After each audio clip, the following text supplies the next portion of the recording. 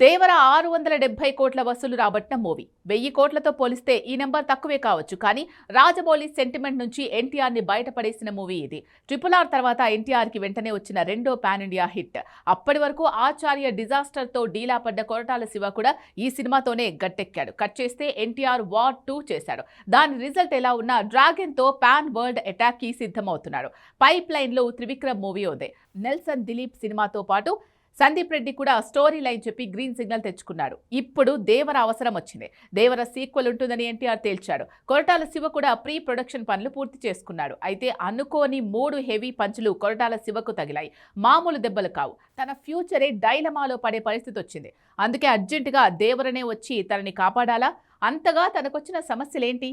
Have a look.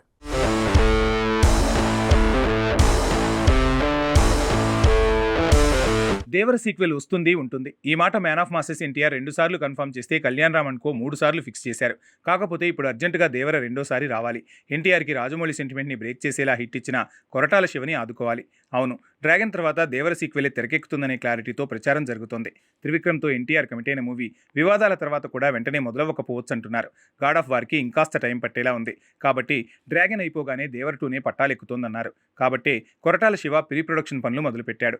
పాటలు, background music sittings కూడా పూర్తి చేశాడన్నారు. అలాంటప్పుడు కొరటాల శివని ఆదుకునేందుకు దేవర రెండోసారి ఎందుకు ల్యాండ్ అవ్వాలనే మాట వినిపిస్తోంది. కారణం డ్రాగన్ రెండో భాగం. జూన్లోగా డ్రాగన్ మొదటి భాగం, దసరాలోగా రెండో భాగం పూర్తవుతుందని తెలుస్తోంది. ఒకేసారి 2 భాగాలను షూట్ చేసి దురంధర్ స్టైల్ని ఫాలో అవుతుంది ప్రశాంత్ నీల్ టీం. కానీ దసరా అంటే ఇంకా చాలా టైం ఉంది. ఈలోపు Trivikram movie God of War సీన్లోకి వస్తే ఎలా? అదే టెన్షన్ కొరటాల శివకు ఉందా? అందుకే నరసింహం బాలయ్యను కలిసి కథ చెప్పాడా? పవర్ స్టార్ పవన్ కళ్యాణ్కి కూడా స్టోరీ లైన్ అందించాడా? విచిత్రంగా నాగచైతన్యకు కూడా కథ చెప్పి ఒప్పించలేకపోయాడా? ఇలా 1 కాదు 2 కాదు, ముచ్చటగా 3 దెబ్బలు తగిలినట్టున్నాయి.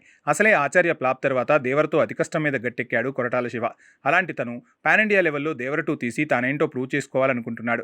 కానీ ఎన్టీఆర్ కమిట్మెంట్స్ వల్ల లెక్కలు మారుతున్నాయి. దేవర 2 వెంటనే చేస్తా అని తారక్ మాటిచ్చినా త్రివిక్రమ్, నెల్సన్ దిలీప్లకు అంతకంటే ముందే మాటిచ్చాడు. కాబట్టి వాటిలో ఏది ముందుకెళ్లినా కనీసం 2 ఏళ్ల వరకు కొరటాల శివకి దేవర 2 తీసే ఛాన్స్ రాదు.